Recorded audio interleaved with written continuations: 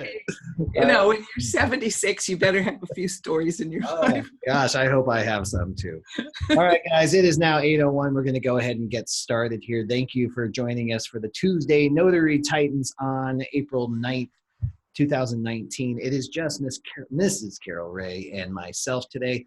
Laura is up in Sacramento. She is representing and really herself and her business and just learning more about remote online notarization by participating in the oh my gosh, that word just left my mind. Anyway, she's on the hearing. It's a hearing. The hearing about whether or not where the public can express their opinions on whether or not they think the Assembly should pass AB 199 for remote online notarization. So she is not with us today. She is our in-house historian as well. So we realized that we double booked at the very last minute, so we don't have as much in-depth information about the history of notaries. There's some great resources though too. She sent some to me too, so we'll kind of speckle that in. But Carol Ray, you're here. You're founder of Notary to Pro. And we've got some other interesting and great topics too. Plus, I think we're going to get, just between the two of us, Carol, I think we're going to get a chance. This is OG Breakfast Club style here, just you and I, able to answer some questions one-on-one about general notary work or loan signings in your business, the industry, anything that you have. So we're going to open that up for you as well. First, Carol, can you tell me what you're excited about this week? Well, I'm not sure if I'm excited or terrified. We had new flooring put in our home in the last 2 years, and it started coming up. And I had to fight with the people that put it down. It's been a knockdown, drag out thing. And they're supposed to show up any minute today and completely take out every floor that they put in and install new flooring. Because I'm tired of watching it start creeping up. It's popping up like unbelievable. So that's what I'm really excited about and terrified. It's been a long, hard fight, and it looks like you won, so congratulations. And hope you don't find any sandwiches under there. Yeah, if there's sandwiches under there, Carol, and something's up. There's a common denominator here. That's awesome. Well, I'm really glad to hear that. For me, I'm excited. We had an awesome office hours today in the course where we got to talk about the Fab 100 list and the research that goes in on the front end for how to contact your favorite escrow officers, real estate agents, or loan officers. So we had a really good call that way. And then, of course, the NNA test-taking parties coming up on Monday the 15th. That's something that we do in the course as well, and I'm already getting excited over that.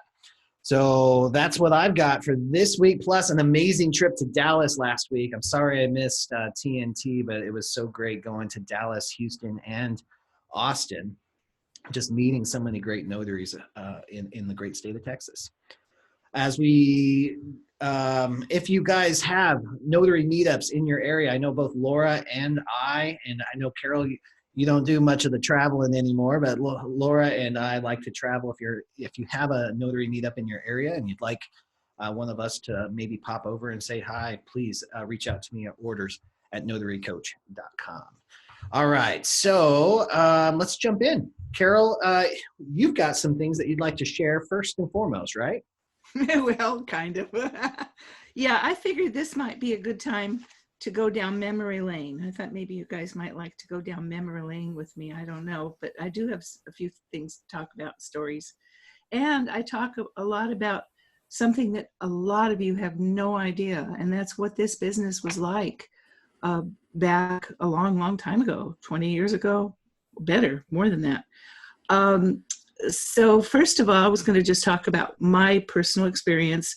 When I got out of high school, I started working at some kind of dead-end jobs. I was supposed to be a college student, and I just decided not to do that. I wanted to get away from home and all that stuff and grow up. And I eventually ended up working for Security Bank. I think at that time it was Security Pacific National Bank in Los Angeles in the legal department. And all I did all day long was type legal documents and got my hand slapped if I took one letter over the line. I hated it. But eventually I heard about something that was called escrow. And I heard that you could make a lot of money at escrow. So I went into the training. I was lucky and I got into the training. It was a 3-year training program. And what we did is they moved us from branch to branch all over Los Angeles. I would go to some very depressed areas so that I could learn how to handle escrows in lower income range. I'd go to Century City where they were building the big, sky-rise condos and all of these things. And I learned how to do all of these things, mom and pop stores, gas stations. Part of it was, of course, that I had to get my notary. It was my first notary. Back then, which was in the very early 1960s, all I remember about it was that all we had to do was go to some professional office, like a real estate office. And we had a little booklet. If I remember it correctly, it was maybe 5 or 6 pages. And we would have an open book test. They would give it to us. We'd take the little test. We'd fill in the background information. And within a couple of weeks, and this was in California, you'd have your commission. You'd be a notary, you'd have your background screening.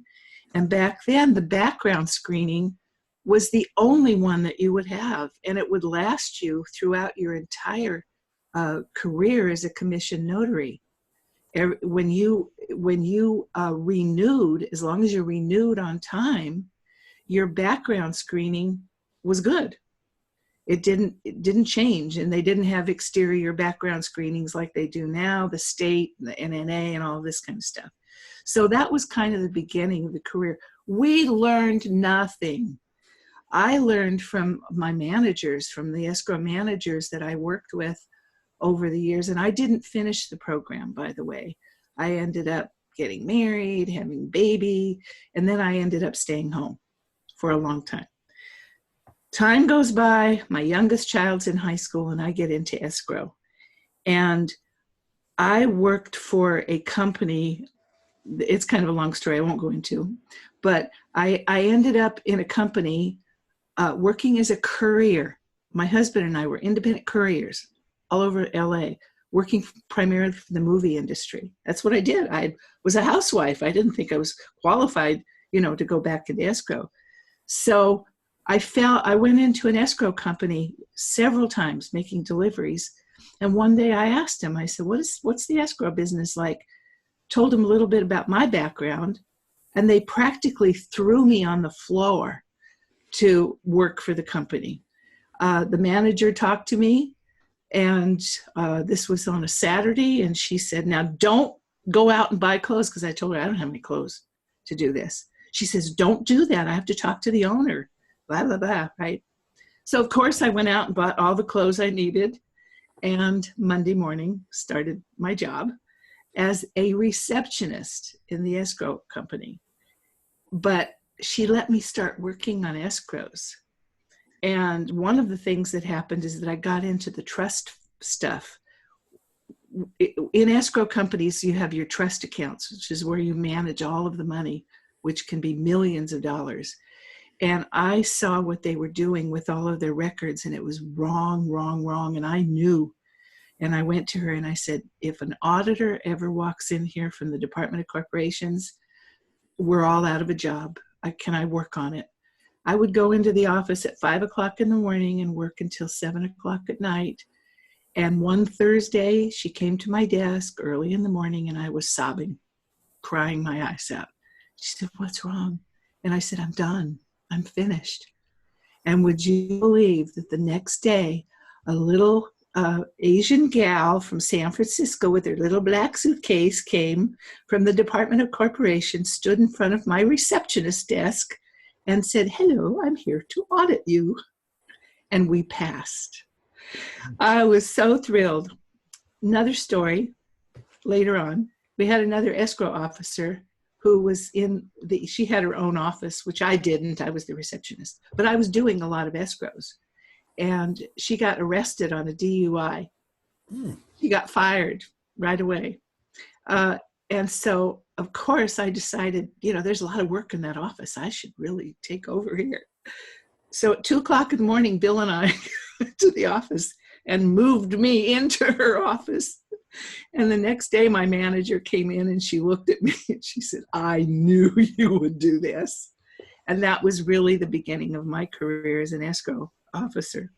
Man, Carol, you've got some moxie. I love it. Well, I used to.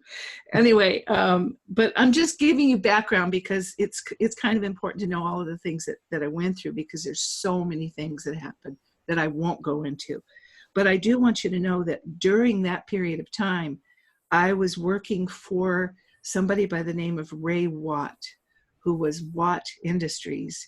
And I just found out yesterday that they're still around, and that the son, he's no longer around, but that the son is the CEO of the company, a big builder in California, and the daughter is the president, and that they're still around.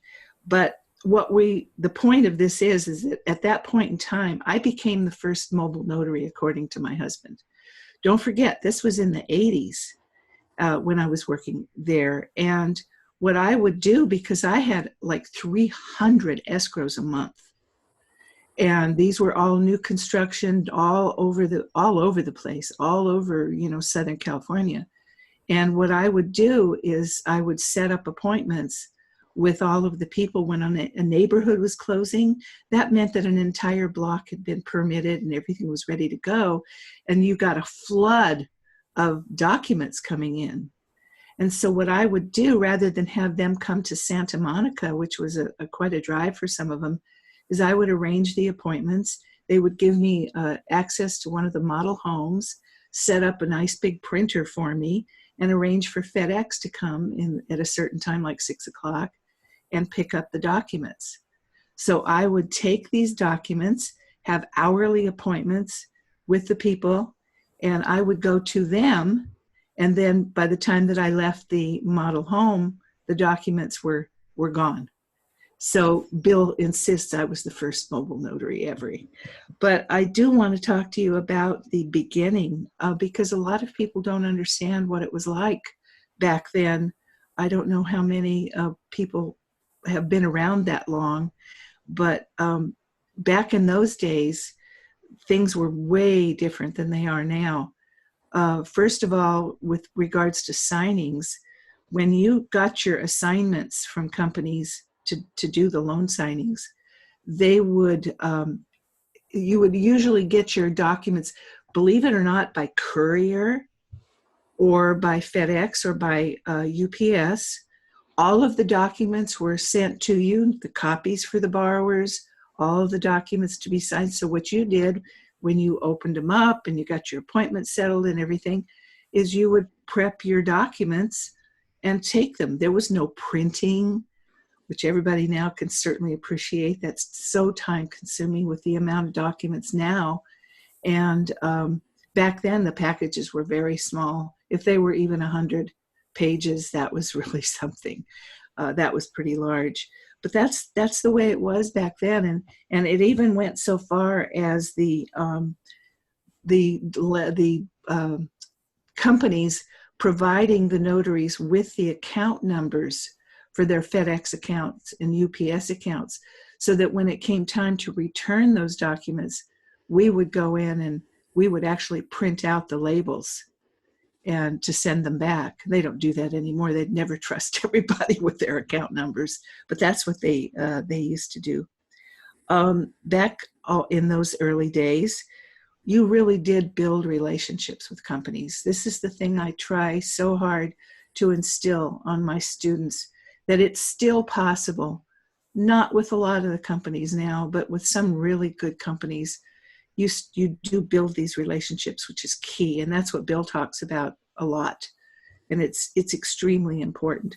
But back then, your pay could be $100, $200, $300, $400, depending on what you're doing.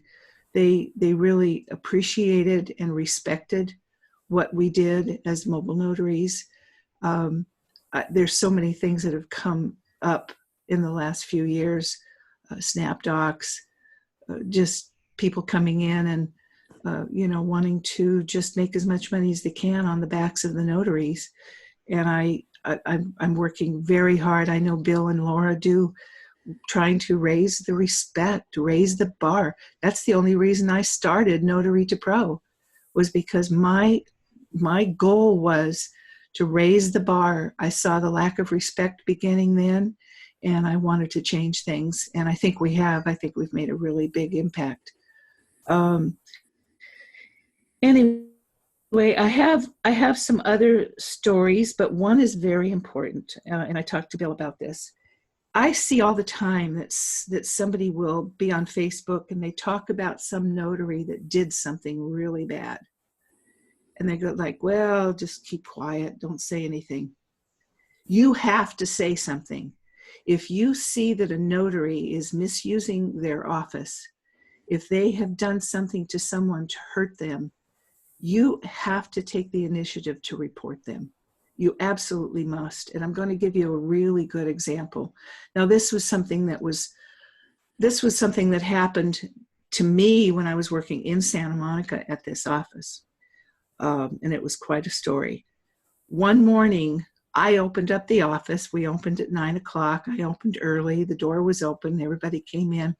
But at 9 o'clock sharp, the door opened and 8 men with guns drawn walked into our office. And each one of them walked to our individual offices, and each one had 2 men standing outside our door. And then it was announced that we were not allowed to leave our offices, not even to go to the restroom. We were there. They were going to tear through our desks. They started going through all of our files. They went through our trust drawer. They went through everything. And the story was that there was a notary who had worked for our office who had been working with a gang of people. And what they did was they would go to different neighborhoods and they would find people that were out on long vacations, and they would do deeds. They would create deeds with all of the information for these people. And she would notarize them, selling that property, transferring the names on that property to people in this gang, phony. Everything was phony. And they would actually record the deeds, and then they would get loans, these fast loans on property, because these properties were usually worth a lot of money. Maybe they had been completely paid off, and they would steal. The people would come back and find out that they had no home. I'll never forget the couple that I actually met. They lived in Diamond Bar, California, and they had been on a European vacation or something, and they come back and they don't own their home anymore. And now it has a huge loan on it. Can you imagine what they've gone through? So the thing is, they also broke into an office in Beverly Hills, and it turned out that she was there, and they got her, and they arrested her, and they eventually got this gang of people. But that's a huge thing, right? But you know what? You never know. If you see somebody abusing someone or misusing the law, misusing their commission, that's just the doorway. That's just the little opening. You don't know how far they're going to open that, how far they're going to go. So when you see something like this happen and you know that they've done wrong and they need to be reported, do it. You really need to do it. So that was really, this was quite a story, but that was the point of what I was saying. So let's see. I think that's just about all. I've got tons of stories, but I don't want to bore you any more than I will. No, I think this is really interesting. I appreciate you sharing all this. So that's my story, and I'm sticking to it. You're sticking to it. Well, if you don't mind, I'd like to kind of take I wrote down some notes, and I'd like to kind of see how our stories have interwoven here, and then maybe share some ways that people listening can actually use this and the history to even grow their business today. You mind if I do that? No, of course. Awesome. Well, first, I want to talk about this see something, say something that you just brought up. You know, if we're going to raise the bar in this industry, we have to do it together. It's not just Carol doing it, just Laura, just me. just the NNA, just the ASN, whatever it is. We all have to work together. So if you see somebody who is diminishing the role or the office of notary public, we have to take action on that. That's how we stay in integrity, and that's how we raise the bar. That shows up in other ways too, maybe more everyday ways. And there was a common theme as I was traveling through Texas. I had several conversations with people in different cities about some of the online forums where people are getting just annihilated for asking perfectly innocent questions or suggesting one way of approaching things and being annihilated from another. And that level of, there's a lot of people who have been in this industry forever. They think they know everything. They might know everything. Who knows what it is? But they've been in the industry for so long that there's a little bit of jadedness to it. It's our job and our responsibility to take responsibility for our own energy. So if you're in part of those groups that annihilate you, I encourage you to remove yourself from them. That's how we start fixing this. There's no amount of knowledge that is worth that energy suck. You have lots of positive resources around you. There's no need to be a part of that. What's worse is when we watch somebody else get annihilated. That takes a huge energy toll on us. So if we're in a group where new notaries can't answer questions and they're just getting torn apart when they do so, that affects us. And we need to either remove ourselves, report that user, or report the group, or whatever we need to do just to remove that situation. Take the power away. Those groups only have power because people put up with that stuff. We have got to start somewhere. There's plenty of positive groups. Stick to the positive ones and get the information that you need. That's part of staying in integrity and taking responsibility for our energy as well. Now, the other things that you talked about, Carol, which were awesome, is obviously the importance of relationships. This is a relationship business. There's a lot of people that try to skip that step because relationships take a little more time than just sending a bulk email or making a post or just liking things on Facebook. That's really passive ways to do it. But when you invest in the front end on these relationships and you really connect to the person behind the name tag, these business relationships actually turn into friendships, and they outlast the economic downturns. They outlast mistakes and errors. That's really what this business is all about. And when you invest in those relationships on the front end, it will pay off down the line. We keep saying it. We keep saying relationships, relationships, relationships. You probably get sick of hearing it. But the reason that we talk about it so much is that it actually really does work. The other tie-in here I thought was really interesting, Carol, is really you had a major part of your origin in this business with home builders in Southern California. And when I started my business as a mobile notary and loan signing agent, I made the shift to working with title companies that worked with builders. That's a really excellent, especially in a housing boom like we're experiencing right now, it's a great way to bolster your business a little bit. And I'd like to talk a little bit about how to do that real quick. I'll just give a little bit of an overview of the strategy that I used. It's something that I teach in my morning mastery a little bit too. And if you're in the Sign and Thrive group, you just heard this a little bit this morning, but the Fab 100 list is my list that I used. I created a list of people I wanted to do business with.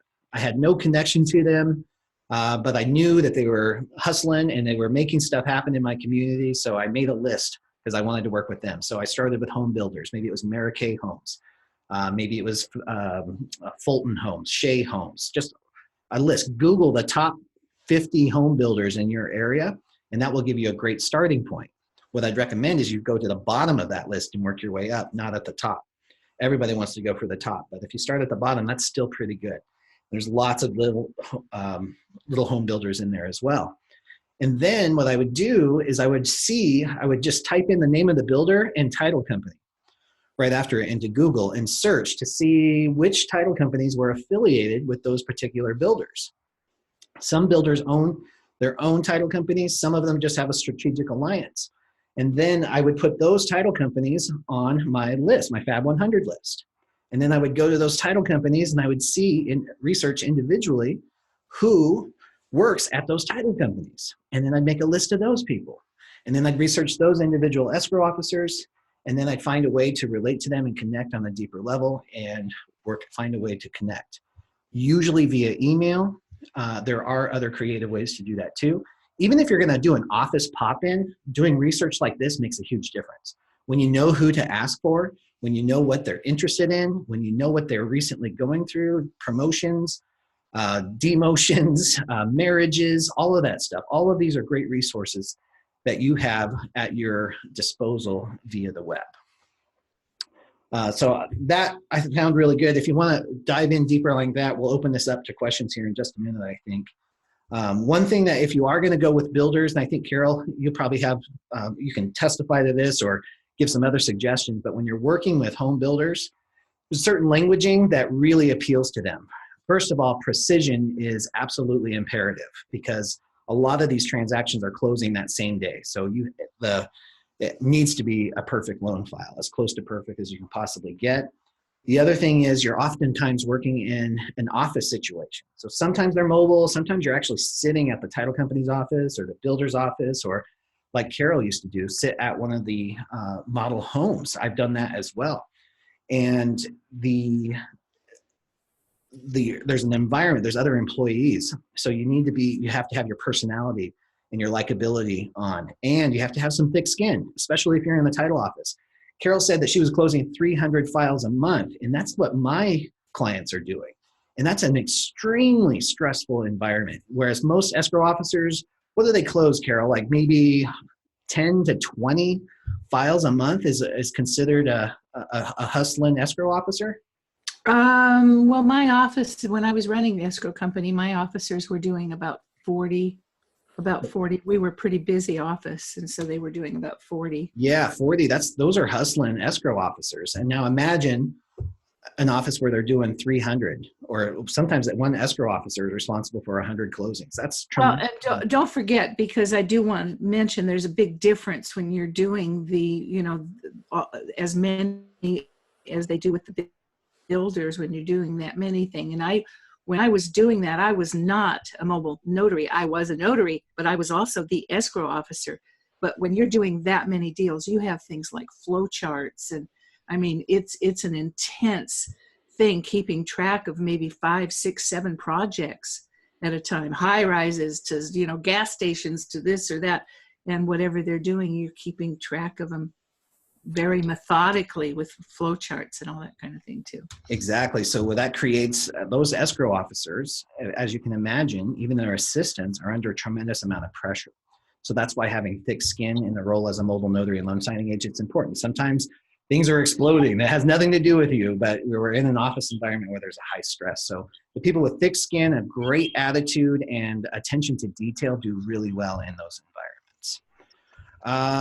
Okay, so I think that kind of wraps up what I was going to say too. Let's go ahead and open it up to questions. I know we have a couple of good ones, but is there anybody that's live on the call right now that would like to ask something?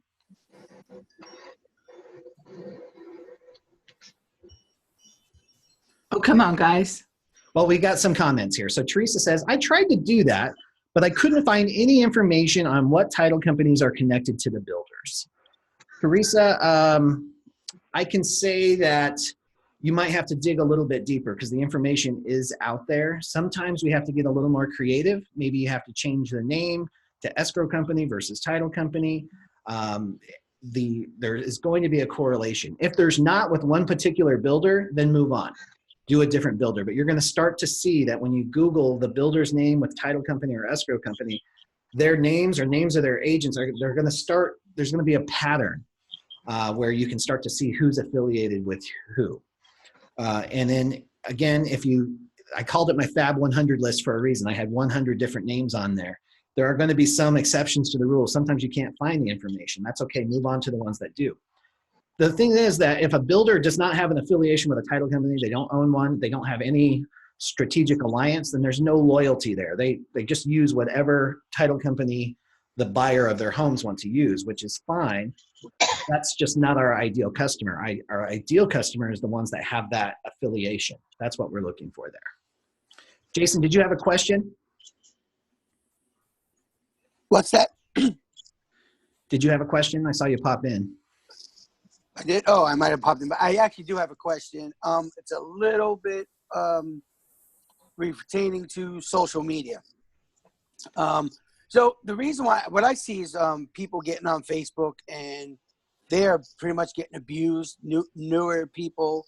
And the reason why is the questions are coming on with, and I do understand why people lose the patience with the questions. But this business is being promoted out there all over the world that the easiest business to get into with the least amount of money to start up.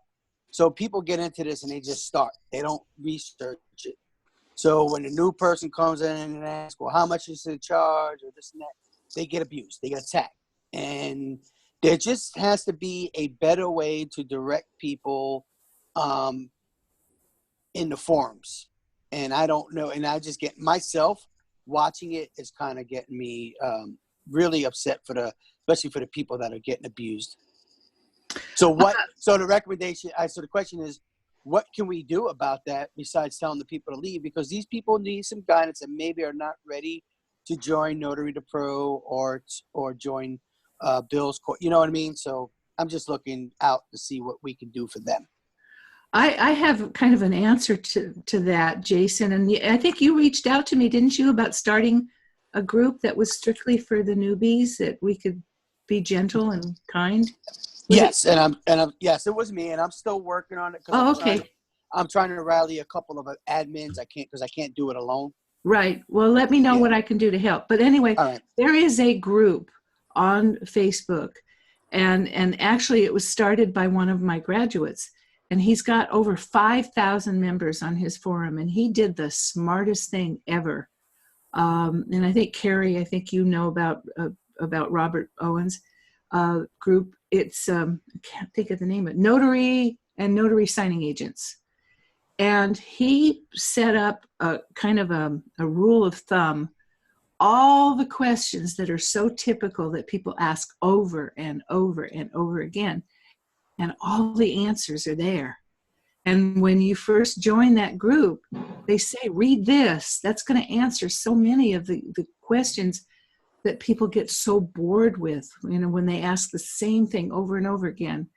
And I thought that was really clever. And you just don't see the same kind of abuse that you see. I have two groups. I have 4 administrators, I think, and we just don't allow any of that. Absolutely not. To me, when people ask questions, I always say the same thing, because I hear this all the time. They'll call me, I got kind of a dumb question. I've got a silly question. There is no dumb question. The only question that doesn't get asked is the dumb question, because then you never get an answer. So I don't want people ever being afraid to do that, but it does get redundant. When people are asking the same thing and 20 minutes later, somebody posted the same question. You need to do some research. Yeah, I totally agree. It's very helpful if we all take responsibility for our own learning in our own situation, and we take a few extra seconds to do the research rather than post the question. That, without a doubt, that goes. I think we all can relate to that. A lot of the questions are simple, and it really doesn't matter how dumb the question is or how repetitive it is. There is no excuse or reason to treat somebody poorly for that. So Never. If you're in a group that is justifying the repetition, or I'm just, you should be doing this, the shouldas, then that is not, somebody is probably in the career for longer than they should be. Because if you're that frustrated that you diminish a human being because they ask a question in a forum, then it's time to get the hell out of this business. Mm-hmm. And don't spread that energy. I mean, we're all seeing it. We see these people with hopes and dreams just get annihilated, and that tears us up. We're human beings. We care about people, especially people on this call and in our group, in particular groups. That's life is too short for that. We don't need it. Marianne, you have a question? I do. Just figure out how I can get on. Uh-oh. Can you hear me? Yes. Oh, okay, good. Sorry. I'm on my phone in the hospital parking lot trying to take this, so I'm not used to doing this on my phone. Anyway, I have been working with signing companies and getting some traction. Very, very frustrated because I just can't seem to get to them fast enough. I don't know whether that's a delay in my messages coming to my phone and email and everything else. So I've got enough signings under my belt that I've decided that I'm going to try to start now the next layer, which is title direct. And so I've started contacting title companies and, searching builders. I'm just fresh down that path. But there was a couple of title companies that I talked to when I was trying to find out, if they use mobile notaries. The minute I used the term mobile notaries, you'd have thought I had the plague. Oh, we don't use those people. And I'm just wondering, if there's any, what percentage of title companies are like that, or, that don't use mobile notaries, or is it really the big boys that is better to stay away from, or is there any guidance on, I don't care. I'm willing to move on to number next. Not a problem, but I'm just wondering what I'm up against. Sure. And well, I think, and Carol, you can probably agree, almost every title company at some point is going to use a mobile notary. They cannot require or demand that their clients come into the office because sometimes that's just not real. So it's safe to say that 100% of title companies at some point use a mobile notary and loan signing agent. Just to what degree Right. that is. Carol, do you agree with that? What about renaming yourself? Mm-hmm. How about Okay. loan signing specialist? Oh, okay. That's a good one. That's a great idea too. Now, here's the other thing. The approach is everything. And this is where I think sometimes using the word relationships kind of gets worn out and we stop hearing it a little bit. But when you call these places and ask them if, number one, they don't want to be called and asked, do you use mobile notaries? We know that they do. So we got to focus on, if we're going to take the time to connect, like actually pick up the phone or walk into an office, we need to make sure, we need to optimize that time. And that's where your research comes in. Nobody wants to be sold to ever. So the answer is always going to be no. So if you call and you say, I am a mobile notary, I'm great, I'm NNA certified, if you go through the list that everybody else says, you're going to get the gatekeeper's going to lock you out. Does that make sense? Yep. So and I know I love that you're doing it kind of on the fly. You're driving and you see a title company, and I know that you've got stepped out of your comfort zone and actually popped in. And those types of things are great. And if you spend a little bit of time, like on Google, just figuring out who works there first, maybe search their social media, find some way that it's going to make you special. What makes you different? Because your NNA certification doesn't make you different. Your E&O insurance doesn't make you different. Your training doesn't really make you different. In some instances it will, but everybody's saying the same thing. So you got to find a way to make the conversation more about them than it is about you. And research is going to help you do that. If you're going to cold call, warm it up. Turn on the heat. Oh, okay. I get it. It just it is all very time consuming, and I just have to plan my schedule accordingly and suck it up and deal with it. So that's a really good point that you bring up. Relationships take time. It is time consuming. And I will tell you that 98% of the people listening on this call, 98% of the 4.5 million notaries that are in the United States are not going to invest that kind of time into their business. They're not going to spend this time on it because it's hard. They have to think about relationships. They got to connect on a deeper level. They got to wait. They can't just act on a whim. They just don't want to invest that time. That's normal, but I'm encouraging you to step out and above of normal. Spend the time. When I made the absolute most amount of money I had ever made, number one in my life, but in this business, just as me, just without a team, just as me as a mobile notary and loan signing agent, I didn't do it with 40 or 50 clients. I did it with four clients that I had a really good relationship with, 2 signing companies and 2 escrow officers. And that changed my life because of the time that I spent investing in that relationship side of it. If I had just gone the route of just signing companies or just praying that somebody would call off of my directory listing, then I would have made a fraction of what I made as far as income goes, and I wouldn't have enjoyed my business as much. Now I have clients that I actually enjoy hanging out with. We go out for happy hour. I go into the office. I know what they like. It's almost like a more of a friendship than it is a business relationship. And that's what this is all about. Carol, anything that you'd like to add on that? Yeah, there is something I want to add because I've had this happen several times and it happened just recently. One of my recent graduates happened to fall into a situation where they got a last minute signing and it came directly from a title company. Don't remember how it happened or anything, but she was so excited she called me. And then it turned out the appointment was delayed. I can't remember the exact circumstances, but it was a matter of her getting it to the FedEx office on time. But because there was a delay, not her fault, because there was a delay and they really wanted to get the documents, but there was a situation where she couldn't get them. I asked her, well, where is this title company? It was a local title company. It was within 30 miles of where she was. So I said, drive it there. Take the package. Show up in the morning, first thing, have it in your hands.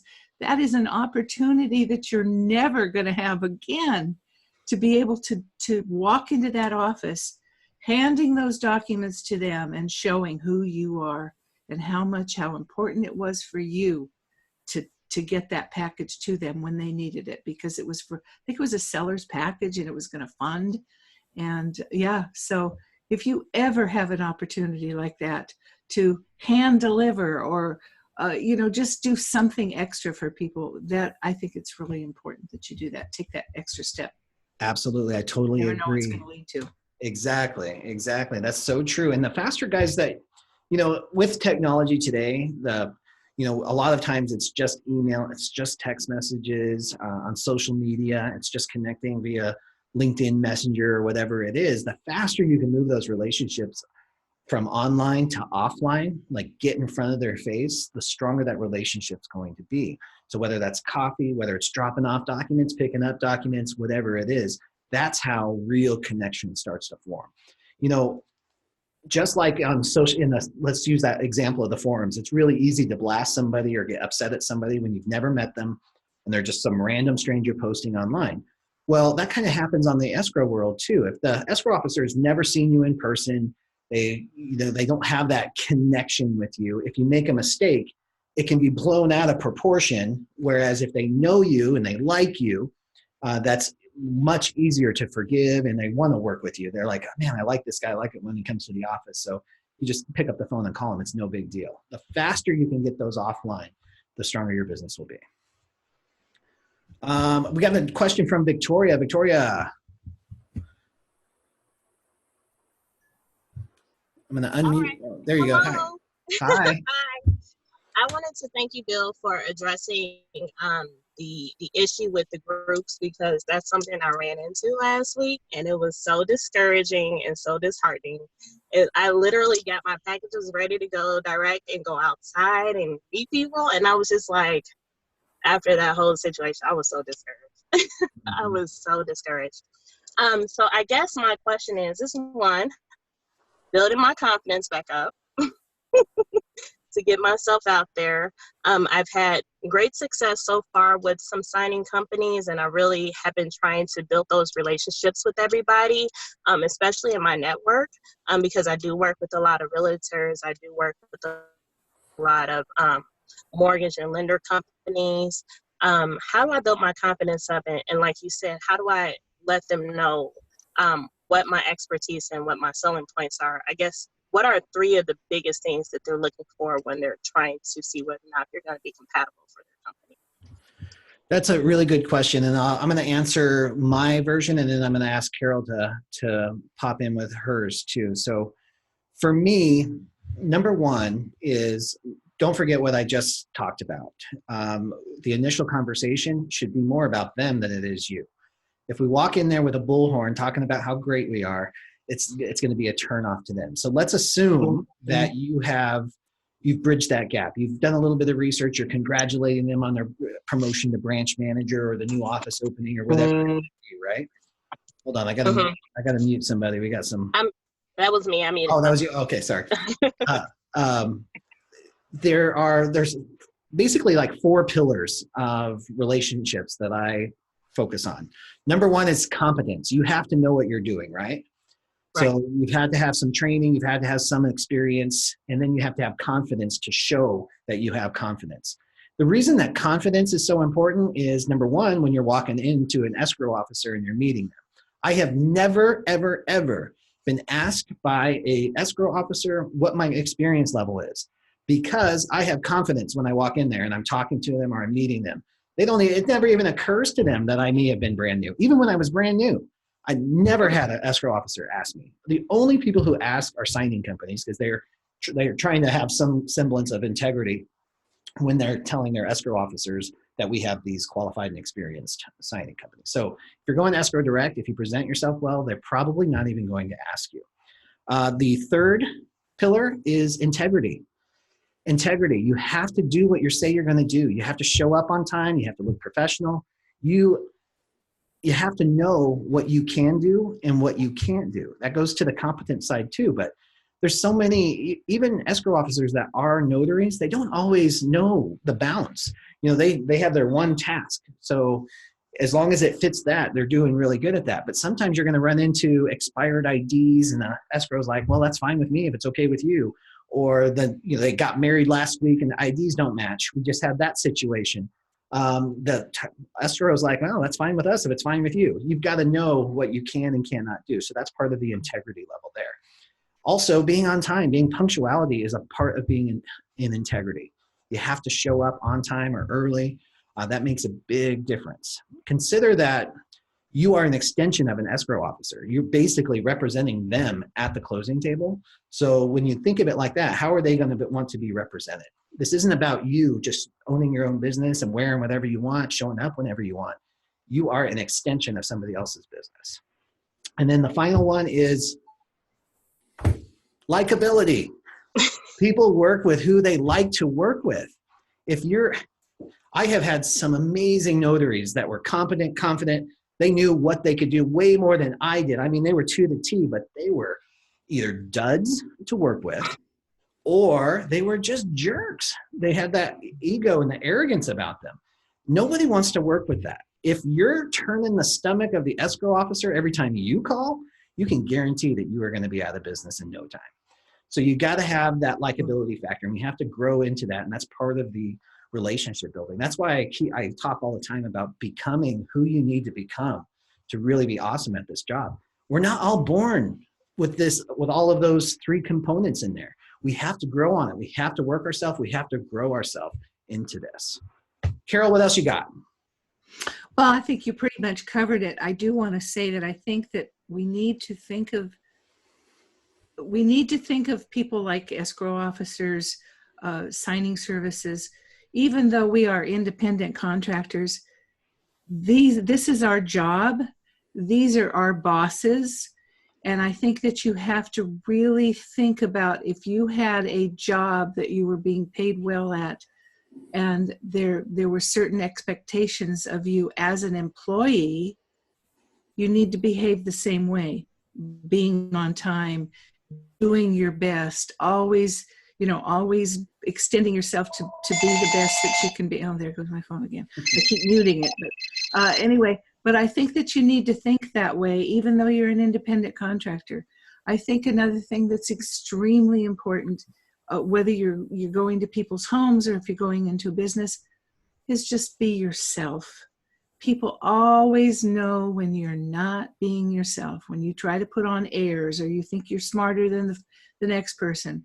I think it's extreme. People know when you're yourself and when you're not. And I think that they relate to you when they feel that you're being you and you're friendly and you're open and you're vulnerable and whatever else you need to be a real human being. I think that goes miles with everybody that you work with. Absolutely. That's so the term for that is authenticity, right? Just showing up and just being who you are. Guys, we've got some insecurities when we're first starting out of business. We don't know how to stamp a paper sometimes. We don't know what the conversation is supposed to look like, or how a loan signing is going to go, or if new build is different than refinances. There's a lot of murkiness in it. So it's okay to be insecure about that, but we want to put the odds a little more in our favor, right? Especially when it comes to connecting to escrow officers. And to do that, it's a lot easier to be authentic and vulnerable. I love that Carol said vulnerable, with people that we have a little more understanding about. If we're going to cold call, like imagine walking into an office and then oversharing because we're like, oh, well, Bill and Carol said to be vulnerable, so I'm going to talk about, something like that, whatever it happens to be. That comes across like, whoa, that's going to be a red flag. But if we do a little bit of research, and maybe we find somebody who's overcome cancer or working with diabetes, and then has a charitable foundation for diabetes, and is like the chair of it, doing all this other stuff. And maybe that's an opportunity for us to be a little more vulnerable that way. Hey, is Karen available? She hosted the Diabetes Foundation Gala last week, and I'm going through it right now, and I just wanted to say thank you for that, or whatever it is that you might come through. We're looking for ways that isn't just mobile notary, escrow officer, ching, ching, ching, let's talk business and sell ourselves. We're looking for something that's that deeper level, the human being behind the name tag. That's what we want to tap into. That's what we want to grow into. And Victoria, I just want to say your story actually pissed me off on there. I'm so sorry that you had to experience that. And I really honor you for sticking to it, sharing and being vulnerable with the group to share the experience, but also pick yourself back up again and get back. What happened to Victoria? I had a call from a client, and not necessarily a client, but somebody who was looking for some notary services. And what they wanted an AIF, and they didn't have a power of attorney already established. And so I was raising a question about printable forms. And although I knew the answer, I was just raising the question, are we allowed to provide printable forms? And I knew when I was speaking to the client, I said, this is something that has to be in place before you can actually put in your AIF. And they were like, okay. But I went to the forum just to ask questions to get how people would have responded to those questions. And pretty much I got chewed out by somebody who was in the industry for years. And she's like, oh, you need not do any more work until you know your state laws. And I'm like, okay. And I was like, okay. And then she just kept going on and on and on and on and on. It lasted for about 4 hours. Oh just my God. on the forum and just responding to people's questions and, being real critical. And it's not the first time this person has done it. She's done it on several different forums I'm on Facebook. So it was really disheartening. Did you report her to the administrator? I did. Yeah. She was a bully. Sorry. She was what? A bully. She's a bully. She was a bully. Yeah, and guys, I'm telling you, I know that there's this way of doing things, but there are some really positive groups out there. The Good, the Bad, and the Ugly with Carrie Rivera is a great one. Carol's got some great ones. I think we did another TNT where there's some really positive results. So if you have some positive ones that you're a part of and you'd like to post them in the chat window, please feel free to do that as a resource for people. That's really great. And if you are part of a group that does not support the support of other notaries and there's negativity, if you cringe because somebody's being torn apart on a regular basis in a forum and nobody's doing anything about it, take responsibility for your energy. There is no amount of information that you can gain that makes that worth losing. All right, we do have some other great questions. Is there anybody live now that has a question? I wanted to ask Carol 2 questions. How long did it take her from going to receptionist to actually getting the position of escrow agent in the story she told us? And the second question was, could she elaborate a little bit more as far as the trust work in escrow? Well, trust work is usually done by the manager. And as a manager of 2 different companies, eventually that was my responsibility. You take responsibility for millions of dollars with a trust. I mean, that's your job. And oh, do we have? I got to tell you one story. Yeah. There was an escrow officer in Los Angeles who decided that the $1 million plus that they had was easily removable and going to Mexico with her and her boyfriend. And it was a large escrow company. And they stole $1 million and headed off to Mexico. But what she didn't know is her boyfriend had a girlfriend. Oh. And he murdered her. Oh, geez. That's a dark turn. And they took the $1 million to Mexico. Oh, but my anyway, God. trust work is not something that's aside from what you do as an escrow manager. That's it.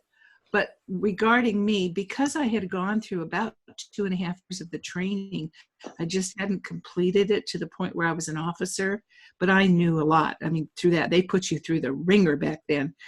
So when I went to that escrow company, started as the receptionist, but she knew what I knew.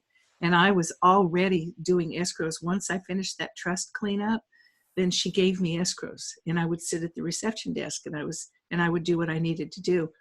But when that gal got fired for the DUI, and I moved into that office, I was now an escrow officer. It was about 6 months. It took me about 6 months. Not bad. It's a great career, by the way, or at least it used to be. That's all. Any other question? Yeah. Anybody else have any? We have a couple of them. Good morning. Oh, hey, Peggy. Hi. I'd like to go back to the builder thing, and there's some new developments going on in my area, and I was thinking about going. They're having open houses and things. Is that a good way to make connections, and how might you guys approach it? So yes, it definitely is. I mean, anytime you can meet somebody, but it's how you handle it that's going to make all the difference. If you go there selling your services, you will probably fail, and it will probably it's an offense to their open house to go there and sell something. If you go there with a genuine interest of just meeting, collecting a couple business cards so you can stay in touch later, or striking up a conversation. Who knows where it will go when you strike up a conversation? But I would not recommend going in there and say, hi, I'm a mobile notary and I'm here. Who can you connect me with? I wouldn't do that, but it's a great tool. When you're looking for movers and shakers, if you're looking for people to put on your Fab 100 list, those real estate agents that are out hustling, having open houses, or working at a builder that's building an entire subdivision, that's exactly who you want to be researching and connecting with on an authentic level. Who knows, the conversation may flow where you get a chance to talk about it. They may ask you, well, what do you do? And they might get interested about it. But I would let them guide the conversation. And I would still do a little bit of research up front. The thing is, you have so much information at your fingertips. You can tell how productive that real estate agent is that's holding that open house. You can tell if it's a builder. You can see what their plans are, their future plans are, what their past history is, all of that. So you're armed with a little bit of information. Carol, anything to add on that? No, no, you've said it, pretty much all of it. Okay.